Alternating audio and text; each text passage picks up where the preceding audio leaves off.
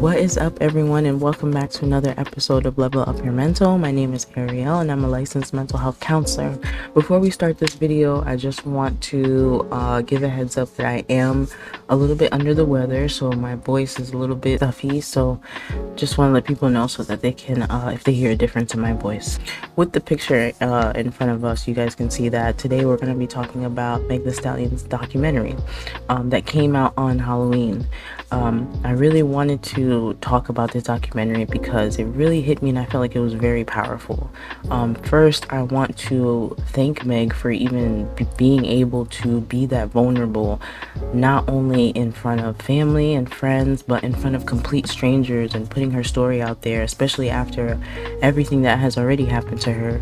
Being able to put out this documentary and being honest with everyone, I can definitely understand if that brings up a lot of emotions for her. So I do want to thank her for being able to be open and honest, and even just allowing us to see all this stuff that has happened to her in her life. And so I watched the documentary completely, and while I was watching it, I was taking notes as I was going. So I do have a lot of notes on my phone that I'm just gonna go through and just kind of highlight a lot of things that I felt that were very important, and for people to understand, and just for people to see how mental health affects everybody. It doesn't matter if you're a celebrity, it doesn't matter who you are, how much money you have, where you live.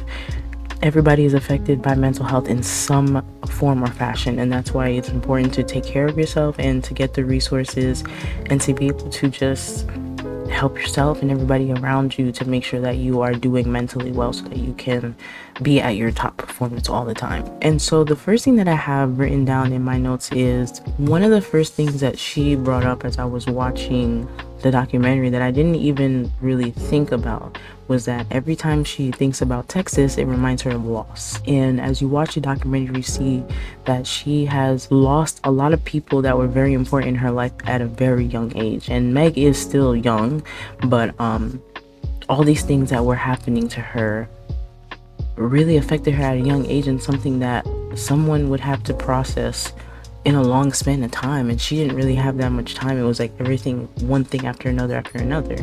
And so I know for her, she said in the documentary that she couldn't stay in Texas anymore, and she definitely had to leave, and that's why she ended up in California. And so that makes complete sense about how a lot of things in our life will definitely trigger us. It will make us feel uncomfortable, and a lot of times the only thing that we can do is run. And for some people, they don't want to feel that uncomfortable, and they just don't want to deal with that, and they need some type of change, which is completely acceptable. It just sucks that she had to go through all of that at such a young age, and the fact that her hometown reminds her of loss, that's really just a big thing that I felt was important to point out. Another thing that stood out to me was that she talked about how she was mainly raised around her mother, her grandmother, and really just the older women in her family. And so that really boosted a lot of her confidence, because they really gave her a lot of positive compliments, made her feel good about herself, especially with the fact that she was tall. And she talks about how when she went to school, everybody was making fun of her because of her height, and that was something that was new for her.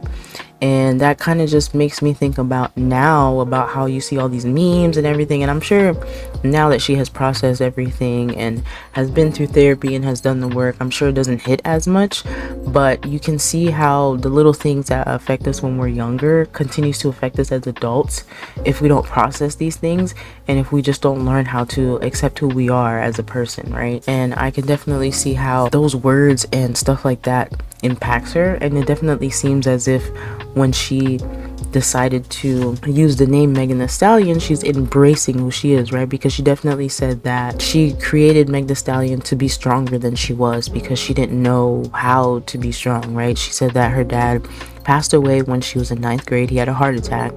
She said she didn't want to cry because she didn't want to stress her mom out, right? And her mom was a complete wreck, and they never spoke about it.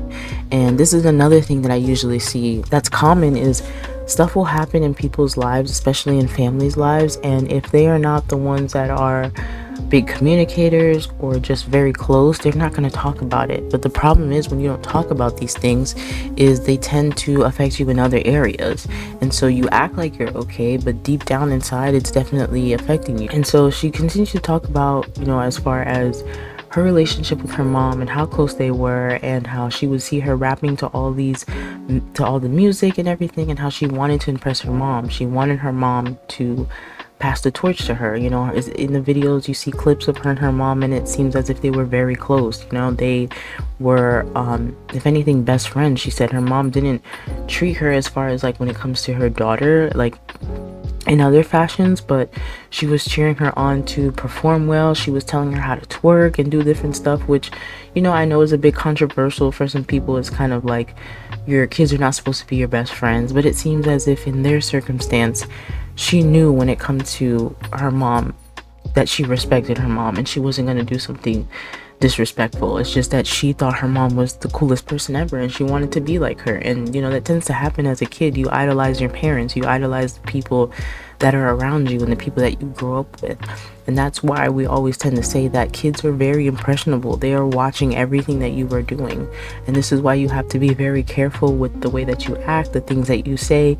Even if you think you're hiding things, kids will see everything that you don't think that they see. And they might not express it to you, but they will express it to other people. And it seems as if her mom was definitely a big role in her life. And I'm happy that she was able to get the time with her to do something that she was passionate about, and her mom was part of it. You know, she said that her mom became her manager. You know, she was definitely believing in herself, and she told herself that in 2018 she was going to be, her name was going to be put out there. You know, 2 to 3 years later, she wants her name to be put out there, and she was performing wherever she could. She was passionate about rapping. She didn't care where it was that she was performing, which is something that I feel like is lacking today in certain music. People are not passionate about the things that they're doing. A lot of things are just because they want to make money and they want to get famous and they want to go viral, which I'm not hating on anybody for that, but it just sucks that a lot of these things that people were once passionate about, and you can hear the passion in their music, is slowly dying off. I hate that we are losing the recipe for things. We're losing the passion and the art and just the feelings that people have when they used to make music and what that looked like. And so I'm happy that, you know, she was able to use music as a way to be able to get her voice out there and to be able to just have fun. As the documentary goes on, it definitely hits a point where it hurts, as far as for me, where she's talking about how she didn't even think about, you know, her mom passing as soon as she did. Her mom had a brain tumor. She talks about how it just came suddenly, and you know, her mom called her and was basically giving her a prep talk before she died, and she was in the hospital every day with her mom because she said that her mom was basically brain dead, and they had to just keep her in the hospital, and she was visiting her every day and doing everything that she can in between that because she knew that her mom wouldn't want her to stop what she was doing. So as she was visiting her mom every day in the hospital, she had to end up making the decision if she wanted to keep her on the life support or end up pulling the plug. And she had to make that decision on her own, again, at a very young age. And this is talking about like before 25 years old that she's making these big decisions. And again, that's another thing that I feel like adds on to your trauma, like having to make that decision without anybody else around you who, you know, is older to explain to you what is going on. Not saying that she doesn't understand, but to have some level of support, because that's a big decision to make. And she talks about after the decision happened and she pulled the plug, she ended up passing the next day. And she definitely said that, you know, she forgot who she was. She lost a lot of confidence. She was just waiting for somebody to tell her what to do, because that's what her mom used to tell her what to do. Her mom used to tell her how to do the dance moves, what to say. That was her go-to person who answered everything that, you know, she had questions for. And so it made a big impact in her life when she passed away, because she was just like, well, who do I go to now, and how do I figure out what to do? And she said her life got crazy and she just couldn't do it. But the one thing that she could do was that she had to keep working, because she knew that her and her mom had a lot of things that they had worked on. She knew that this is something that she was passionate about, and she knew that her mom wouldn't want her to stop doing what she was doing, which is very hard to do. That's a strong thing for somebody to go through and for somebody to deal with, and to not have people who can relate, or people who are, you know, in your family to be able to help you and console you and support you. You know, those are the hardest times in your life, is when someone passes away, no matter who it is. Just going through death and grieving is such a hard process, and there's so many ups and downs when it comes to it. And so for her to be able to or have to make those decisions at such a young age and not have anybody, that just, for me, that just puts a lot onto who she is as a person, and how all these things, didn't break her in the sense of lead her down a worse path than what she was in. Because of course she definitely got in trouble, and she talks about that as far as after her mom passed away and what happened. She said that she left Houston and never went back. She went to California and completely just went there, and around that time, that was in 2020 when Savage came out, and she was 24 years old, and she blew up completely because we knew during that time was pandemic. Everybody was home, people were making videos with that song, and it was all over the place. And she ended up getting a collab with Beyonce, which is something she said that was one of her goals, was that she wanted to make something with Beyonce. So she definitely manifests a lot of things for herself, and I can see that. And that's why I like to tell people, your words are very powerful. The things that you say make an impact, so you have to be careful with your words. You don't want to put negative things into your life. You want to speak things into your life, even if you think that those things aren't going to happen, or you just don't have, the ability to be able to see it. You still want to put it out there and be able to work towards it, not only just speaking it out, but definitely putting the work towards it. And that's what she did. She got the song and she put the work in there, and then Beyonce caught on and they had something together, and so her goal was able to be manifested. And so after all that happened, this is when Kelsey comes into play. They really talk about, her and Kelsey being best friends, and how with them being cool and her not having a lot of people in her life, she's like, why don't you just be my assistant? Just be my friend and be my assistant, and we can be on the road together. And she needed the help, and she didn't have her mom. And this is someone that, again, she trusted. She said she knew her ever since 2013 when they were kids.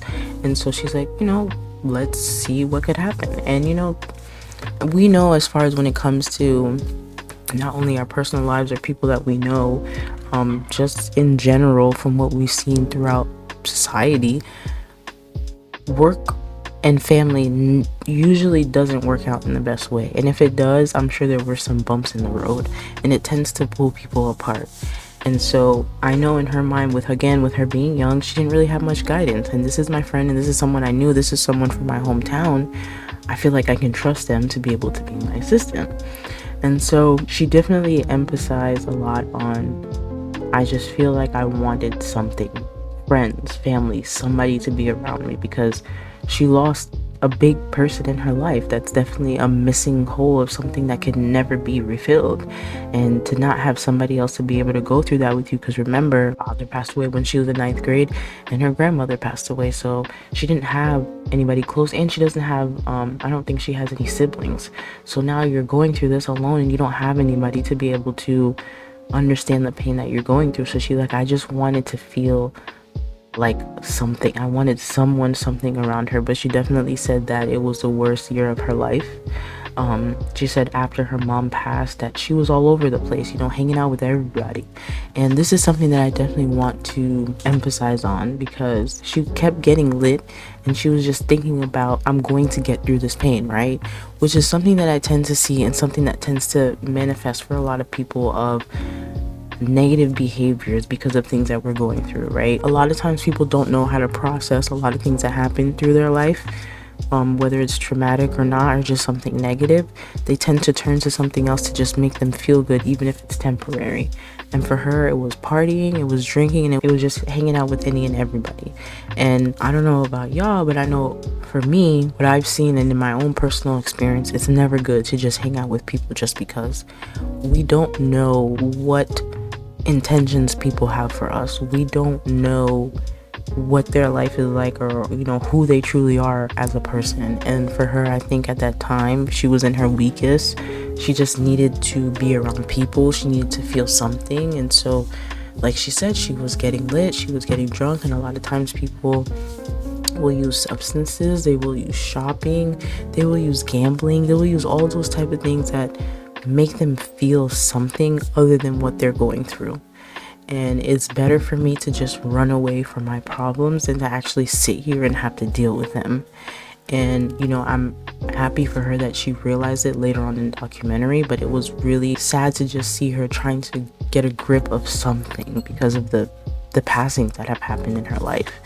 And this is never the best route to go into, because now you're around a bunch of people and a bunch of things that you originally wouldn't be around. And she definitely said that, if my mom was here, I would have never been any of this, which is true. I feel like if her mom was here, she wouldn't have been just focusing on music and doing everything that she was supposed to do. But since she didn't have that guidance, she ended up making a lot of mistakes. She was hanging out with the wrong people and just doing anything to deal with the pain that she was going through, right? That was the reason why her and Tori ended up being close during the pandemic, right? She said that they bonded on the fact that his mom passed away, and so they were hanging out together and just, being friends, and what she said. She said she thought they were friends, right? But she definitely said that her father said, everything that grin ain't your friend. And I think that that's something important to remember. Again, like I said before, is that not everybody has the best intention for you.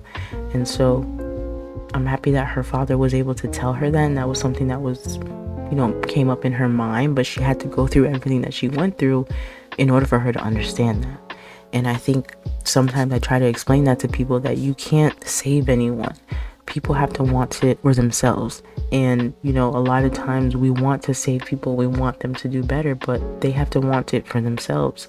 And she had to want that for herself, but at that time she couldn't see that, and she just wanted to be around other people and to just feel something. And so she ended up being friends with Tori, and her, Tori, and Kelsey were just all hanging out because, that's her assistant, and they're having fun and they're close. And then she talks about the shooting and how confused and hurt she was and didn't even understand what happened. She talked about how she tried to walk away because Tori and Kelsey were arguing in the back of the car. And now I'm just going based off of what she said in the documentary, because that's the topic that we're talking about. I'm not talking about anything online. I'm not talking about tabloids, none of that. It's just what's in the documentary. One of the things that she was talking about with the shooting was that it was during the time of George Floyd and police and, black men getting killed and, Black Lives Matter.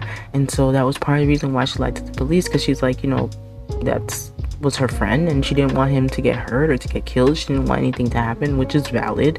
If you are a person of color or just somebody who has empathy, you can definitely just understand as to how people of color will get targeted and things will happen. And we've had multiple people who just die by the hands of the police. And so I can understand where she got that from. And going to the hospital and, still trying to uphold that. And then now all of a sudden they do an x-ray and now they're saying there's bullet fragments in your foot. So now you have no choice but to tell the truth, even though you didn't want to. You were trying to help your friend.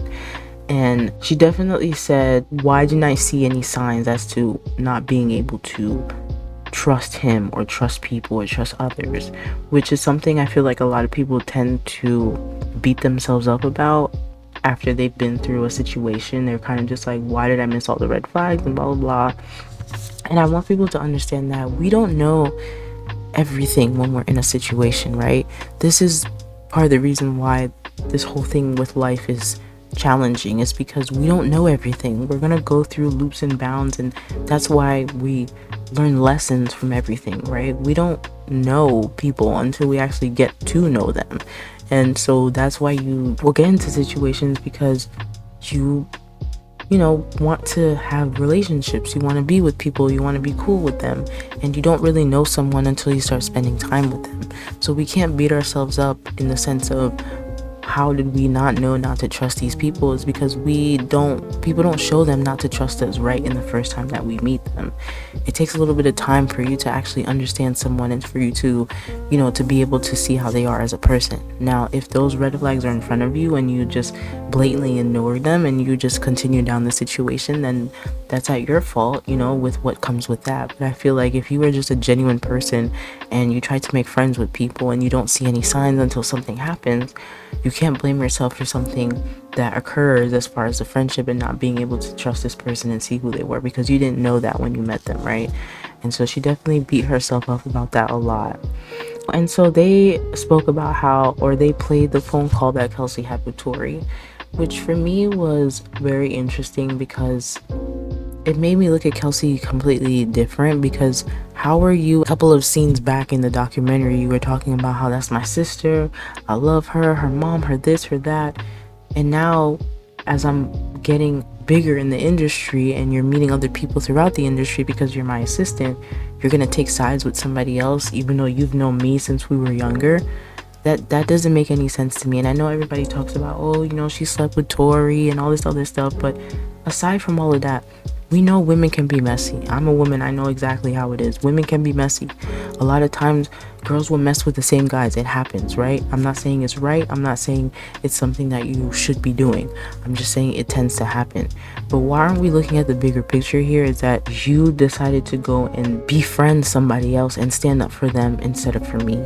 And that part just doesn't make any sense to me, and I can understand how that adds on another layer of trauma. And now I don't know who to trust as my friends, because the one person that I thought was my friend since I was younger now has turned their back on me and decided to go and be cool with a man that they just met through the industry. And I don't care if that's your boyfriend or whatever the case may be. If you have a problem, come and talk to me about it. But to go and take his side when I'm in the hospital bed and I'm laying and my leg is there and he's talking about, oh, she's never going to talk to me again. Make sure you go get that so that you can bail me out. What about me? I'm in the hospital bed. I don't have anybody. You're supposed to be the closest person to me and you're on the phone with him. So now I can understand all of that building up for her and having to deal with all of that and still being in the spotlight. Like, that for me was the part where it's like, wow, that is a lot, right? And so she said that all she wanted to do was move on quietly from the situation. She didn't want to go to court, which is the part that I want people to understand too, is that she didn't have a choice.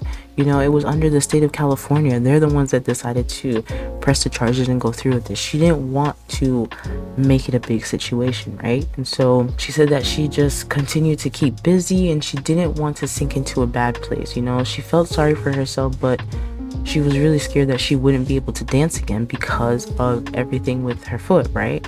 And she didn't want a man to be her downfall, which I thought was a very important part. I'm not going to let this situation and this other person who's just acting like nothing happened and moving about their life be my downfall and stop me from doing what I love and the thing that I was doing with my mom and what I'm passionate about.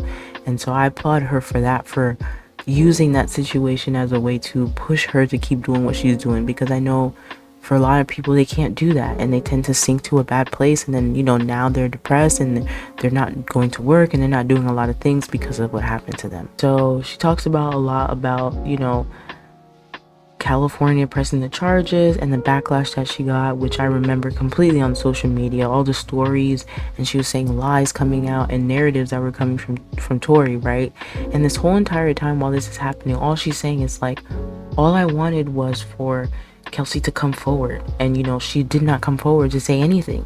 She completely let her down, and she said that she would never let a best friend of hers go down like that, which is, we all know what girl code is. You don't let a man come in between you and your friend, regardless of what the situation is. Now, if it's something horrible, then I can understand, yes, but come and talk to me first. Then to completely just X me out and then go run away with this man, it doesn't make any sense. And so she said that she was just hoping for someone to say something positive, somebody with a platform to get out there and to just be on her side. And they put a lot of clips in there of a lot of podcasts and TikTok videos of people who were questioning her and being very mean and just saying a lot of negative things, which I'm happy that they put in there because people need to be held accountable for what they said. And so she talks about the Gail interview, which now everybody's talking about because they're saying that, she lied again, but this is what she's talking about. Why does it matter about them sleeping together? What does it matter? It shouldn't even matter. Somebody got shot here. Somebody got hurt. Whether it was because they slept together or not, that's what we're supposed to be focusing on. But no, tabloids and everybody else just soaks up all the negative stuff, and that's what they want to push forward with. Can you imagine having to deal with this with everybody in the world just looking at it with a microscope and just saying all these things that you're going through and just making all these comments, and the person that was with you when it happened is not saying anything, and the person who potentially, or who they said did it, is just walking around like nothing happened? Like, I can see how that can drive you crazy and just put you into a place where you're just like, what is going on? Like, is this really what's happening right now? And so I felt it for her for sure. And And so there was one part in the scene that made me see why her and Ferris are very close. She was, in a hotel room, or I think in her house, and they were just talking about everything that had happened and how nobody has come forward, and it's just a bunch of negative stories and everything happening to her. And she was just saying to Ferris, I don't know what I'm gonna do, I just don't understand, I can't do this anymore, blah blah blah. And he said, you have to accept it. It's your life. You can't, it's hard, but you can't run from it, which is true. And this is how people tend to get into situations where they're drinking and they're hanging out with people and doing a lot of negative things, because they're not accepting the situation that they're in. You can't keep running away from your problems. They're going to catch up with you. Even if they don't catch up with you, they're going to be sitting there underneath, and they're going to come out in ways and to other people that you don't mean them to. So you have to learn to accept what is going on, even if it makes you uncomfortable, even if it's hurtful. It's a part in your life. It's a chapter in your life. And that's another thing to remember too. It's only a part in your life. You're not going to be there forever. There's going to be a moment in your life where you do transition and things are going to get better, which we saw in this documentary for her. And the same thing as other parts in your life. I'm sure there were other parts in your life where you thought, I'm never going to be able to get past this. I don't know what I'm going to do. And now look, 5 years later, or whatever the case may be, you're doing fine. So a lot of times we tend to overthink things. We think it's going to be so much harder, and our feelings and our emotions are so strong about it. But honestly, if you can just sit there and deal with the uncomfortable, you will learn how to deal with things as you move through life, because we know that just because one thing happened doesn't mean that other things won't happen. Things are going to happen in your life, and you're going to have to learn how to deal with that emotion, whether it's now or whether it's in the future. And so running away from it never makes it any better. So I'm happy that he was able to tell her that, it's your life. It's hard. You can't run from it. You have to accept it. And so she talked about how, she used to be confident, and she was really into a lot of the social media comments, which is a thing that I think, affects people a lot, which is hard because social media can definitely be addicting. And this is why I emphasize to people to take breaks. Do not be on your phone 24/7. Find other things, other self-care activities for you to enjoy in, whether that's reading a book, binge watching TV, coloring, sewing, crocheting, anything other than being on your phone. Because I think sometimes we tend to forget that we can live without our phones, and sometimes our phones can be detrimental to us too. And so in 2022, that's when she I believe she dropped Traumazine, her new album, and the song Not Nice, about how she is not being nice anymore, and she's not going to be that type of person that's up and around people. She's definitely going to try and see how she can figure out in the sense of who she wants to be friends with and how to trust people, right? So she used that album as a diary, right? The shooting was definitely a big betrayal for her. Social media made it worse. She was just thinking about what's going to happen next. It's just too much. She ended up just, I don't know what to do. I'm tired, and I don't want to deal with it anymore, right? Okay. And then she said she was talking about how waiting for the trial to come up and how that made her feel, right? She was saying how she was just tired of being on edge, but also tired of acting like she's not on edge, which I know a lot of people also deal with too, is that, we tend to be in a lot of situations where we're anxious and we don't want to tell people that we're feeling this way, or we don't want to get the help for it. So now we have to act like we're not like it. And that only increases the symptoms more. When you sit there and you act and you don't accept what's going on, it's only going to make it worse, because only you know about it. And now you're worried that other people are going to know about it. And so you're freaking out about it. And so, if you get the help and at least get medication to be able to help you. I'm not saying you have to be on it all the time, but I feel like for some people it helps to at least stabilize you so that you can get the resources, get the help, get the coping skills, so that later on in life you don't have to be on medication and you know how to regulate those symptoms. But we have to stop being afraid of what is going on in our life and trying to hide things when it's okay to accept what is going on. She definitely talked about a lot about being too happy and waiting for that other foot to drop, that other shoe to drop, but also wanting to be present in the moment. This is the biggest part, if anything, is in her career, and this is what she's always wanted, but now it's being overcast by negative things because of what occurred, right? And so she was saying how every time she would perform, she was like, what if people hate me? She definitely had to hype herself up. She had a lot of anxiety. She was thinking that something would happen to her while she was on stage, because she was getting threats online. People were saying that the gun should have finished the job, should have tilted the gun a little bit higher, and stuff like that. I'm just like, even if you don't agree with the situation, a lot of these people don't know Tory Lanez personally. You do not know this man. You don't know his music. You probably built a bond because of 2020 when he was all over social media. But to say these mean things to this person as if she did something, like killed someone or did something, and to say that she shouldn't be here and to aim higher, like, this is what social media is now. Like, all these negative comments that can drive people insane and can drive people to a place that they don't want to be in. And that's why I try to tell people, don't not have social media. If you cannot have it, that's fine, but I know in reality it's hard to not have it. But I think it's important to find a balance, and to not only that, make sure that your feed is appropriate. Make sure that it's positive. Make sure that it's not something constantly negative popping up, because that's going to make it even harder to be online, right? And so she talked about the text that she got from Tory saying that, I'm watching you online, you look sad. She had to go get a new phone and put a restraining order, threats, and him smiling at people and just living his life and people just agreeing with him, and how crazy it made her feel, right? And the music video of him chopping up horse legs and coming up after her during her performance at one of the concerts, which is crazy, because if I have a restraining order, why is this person able to be that close to me? Why aren't they performing a little bit after? Where's the respect when it comes to that? That part for me was a little bit confusing. And so she talked a little bit after that about, being anxious and having nightmares and just wanting people to understand, but don't want them to see her being weak. She wants them to see her strong, which is another thing that I feel like we have to let go. It's okay to cry. It's okay to be upset. People have emotions. We need to stop pretending that we're not allowed to cry. We're not allowed to be upset. Now, I'm not saying to let that stuff succumb you to the point that you are like that for months, weeks on end, but you are allowed to feel your emotions. You are human.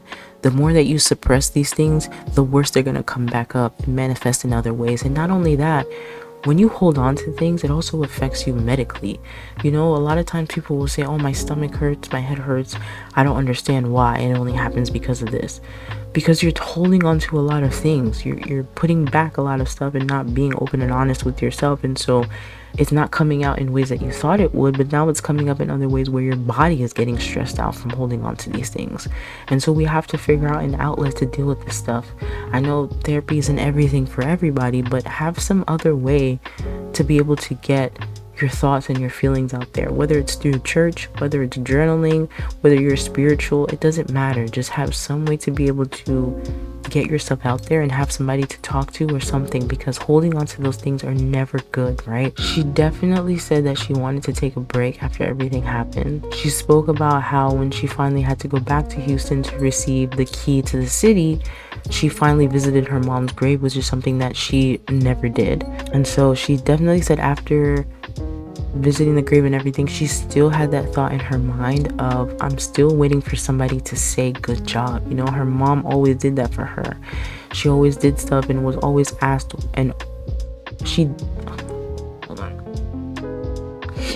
her mom used to always do that for her, right? Her mom always had the answers for her.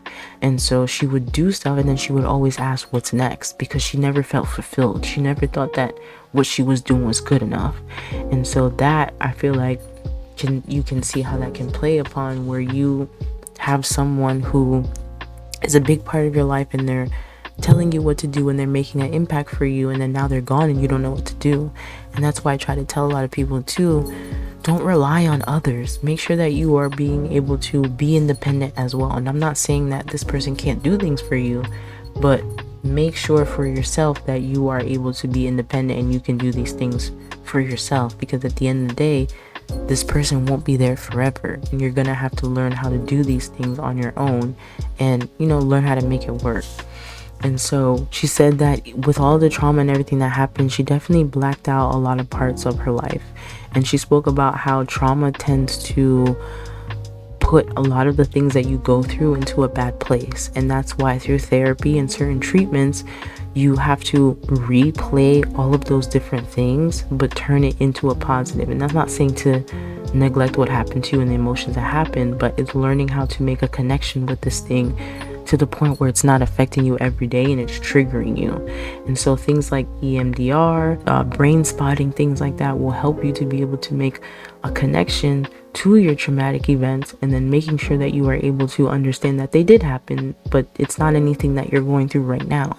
You can continue in your life and acknowledge that they happened and you were hurt, and you went through a lot of stuff, but you're not letting it affect you to the point where you're getting triggered every single day, you're crying, and you can't be able to function, right?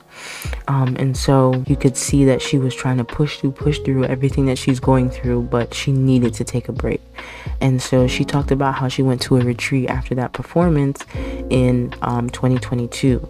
It was supposed to be 2 weeks, but it ended up being a month. She said that she had a mental breakdown. She felt lonely. She felt that she wasn't worthy. She felt like life wasn't worth it, and her head was just completely black. She just didn't have anything that was going on. And so she said in therapy, like I said, that she had to replay everything that went on and basically try to find a safe place in her mind to make her feel comfortable. And she said that she has never had, or she couldn't remember the last time that she had a safe place. And this is something that I want to emphasize on, to just let people, know how important it is to have these things. It's important to have a safe place because you always want some place to go back to when you're struggling. I know for me, since I have my own home now, that is my safe place, is my house.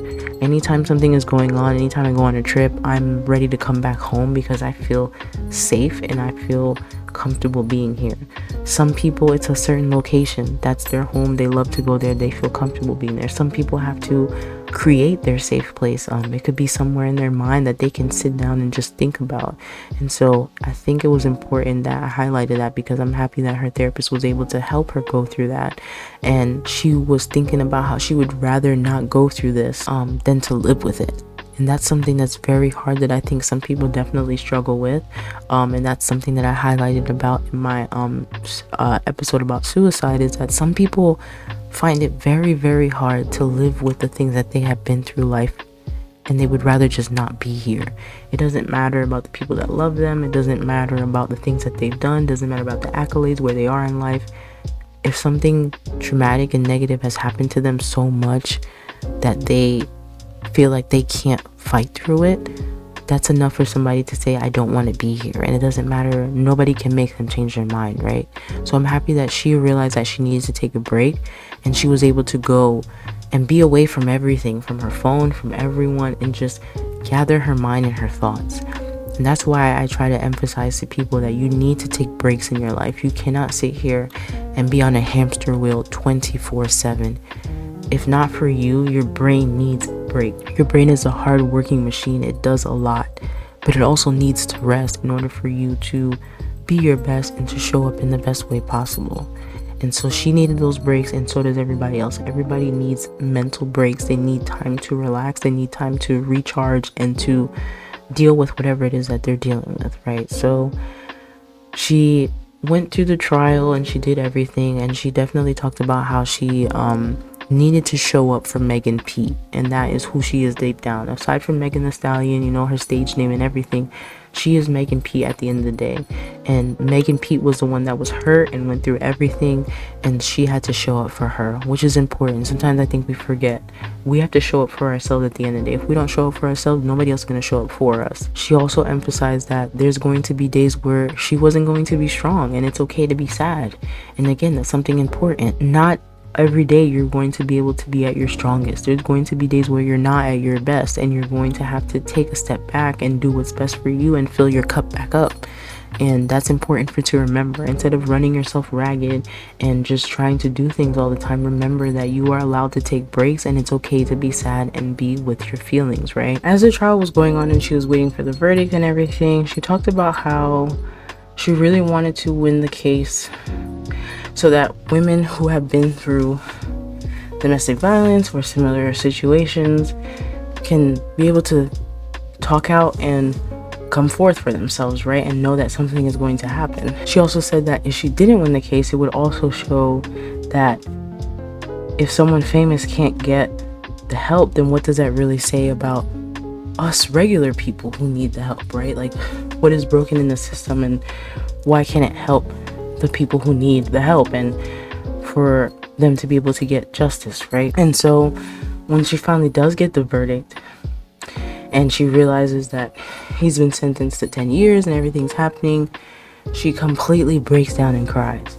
And you can tell that the tears are from everything that she has been through, all of the pain that she went through, everything that she, had to deal with between her mother and father passing, her grandmother, dealing with all of this stuff with the shooting, her best friend, all that other stuff, and just letting it all go, and just letting all the tears fall out, and completely all of that, and just smiling after that, and just being happy that she was able to make it through.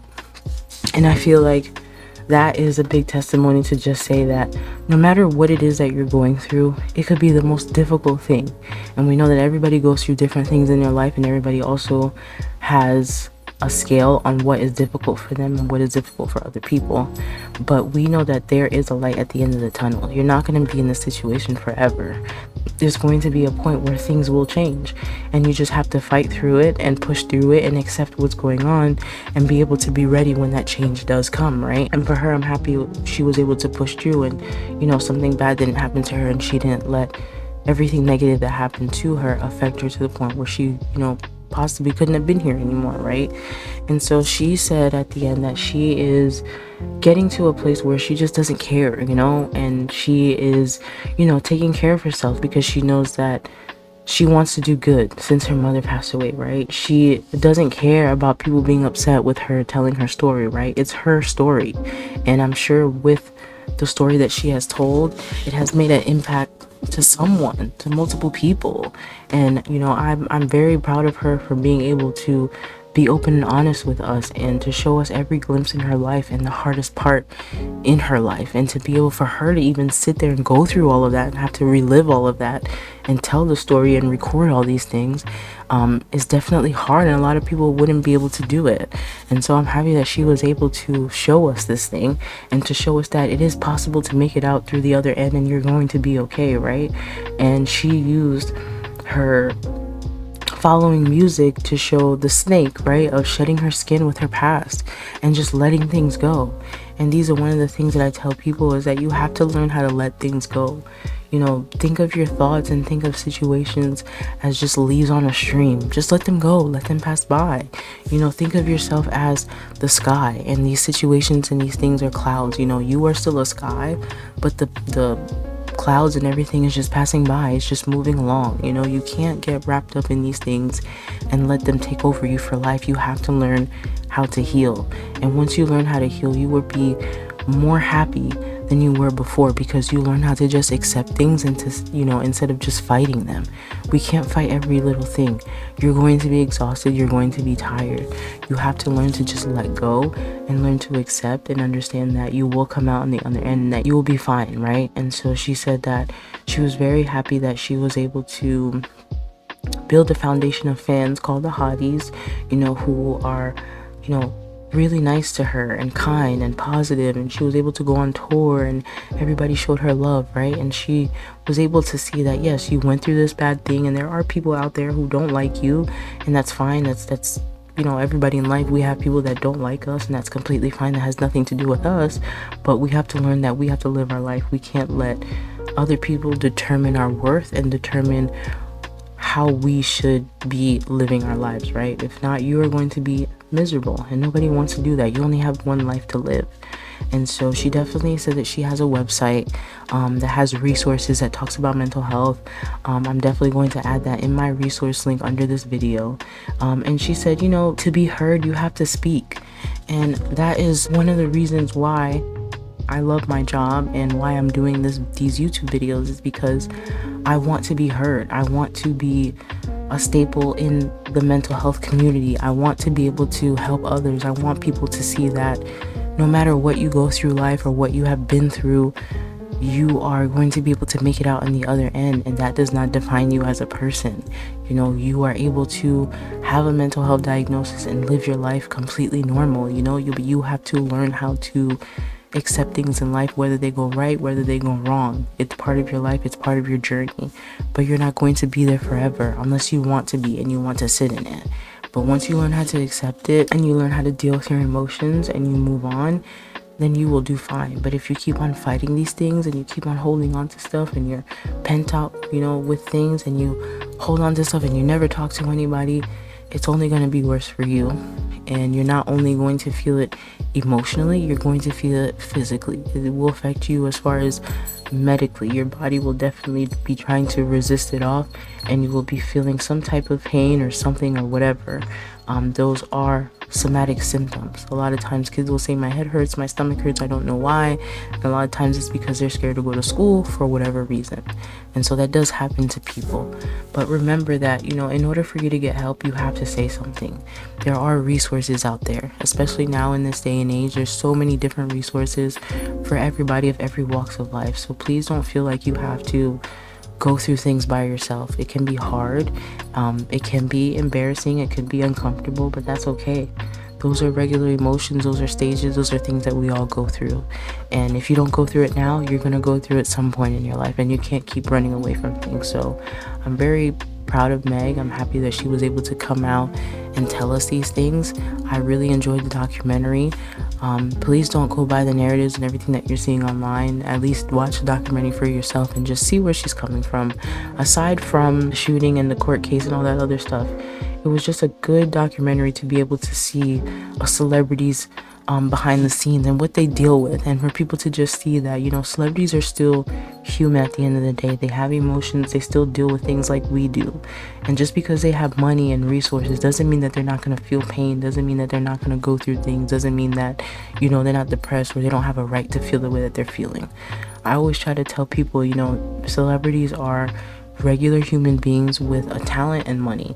That's it. They're just like us in the sense that they have human emotions. They still understand things and they still go things. It's just everything is under the spotlight for them, and then that makes it even worse because they don't get to deal with things in private.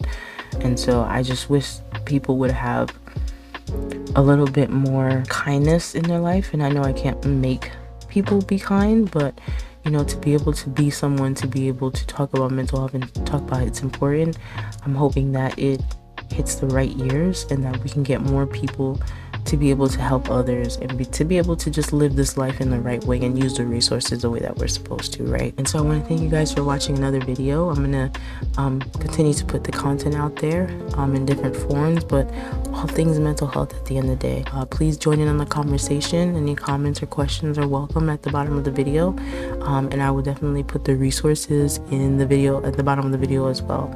And I will see you guys in the next video. Bye.